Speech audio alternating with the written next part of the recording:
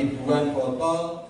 Penggerebekan yang dilakukan oleh anggota Bea Cukai Palembang di Sikok Rumah Komplek Alam Indah Lestari di Indralayo, Ogan Ilir berhasil ngaman ke barang bukti ribuan botol miras oplosan jenis Mansion House sama bahan-bahan yang dipakai buat bikin miras oplosan tersebut.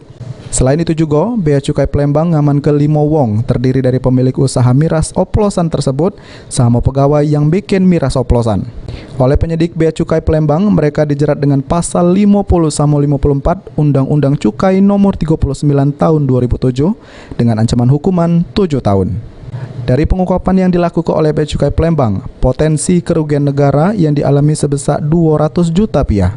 Nah, sedangkan untuk yang masalah miras itu kecuali ada potensi kerugian negara ya potensinya sebesar 200 juta, yang lebih mengkhawatirkan lagi adalah tentang masalah keselamatan jiwa masyarakat kita, karena kita sudah sama-sama tahu banyak sekali yang sudah menjadi korban dari minuman oplosan palsu ini. Jadi kita tidak ingin ada masyarakat yang jadi korban.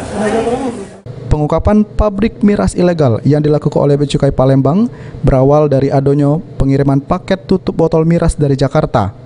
Dari situ, anggota Bea Cukai Palembang melakukan penyelidikan sehingga berhasil ngegerebek rumah yang dijadikan tempat bikin miras oplosan tersebut.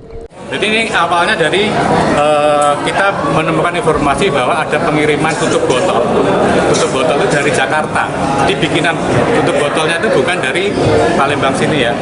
Dari Jakarta dikirim ke sini, kita dapat informasi dari ekspedisi, kemudian kita ikutin. Setelah kita ikutin, akhirnya menunjuknya ke suatu perumahan di Indralayo. Berarti di situ ternyata sudah ada alat-alat yang dibuat untuk membuat suatu minuman beralkohol ini. Jadi ini. Selain ngegerebek rumah tempat bikin miras oplosan, Bea Cukai Palembang juga ngaman ke ribuan HP sama laptop dari luar negeri yang masuk ke Palembang lewat jalur laut tanpa adanya dokumen. Mainiari, kasus tersebut sudah menjalani proses persidangan di Pengadilan Negeri Palembang.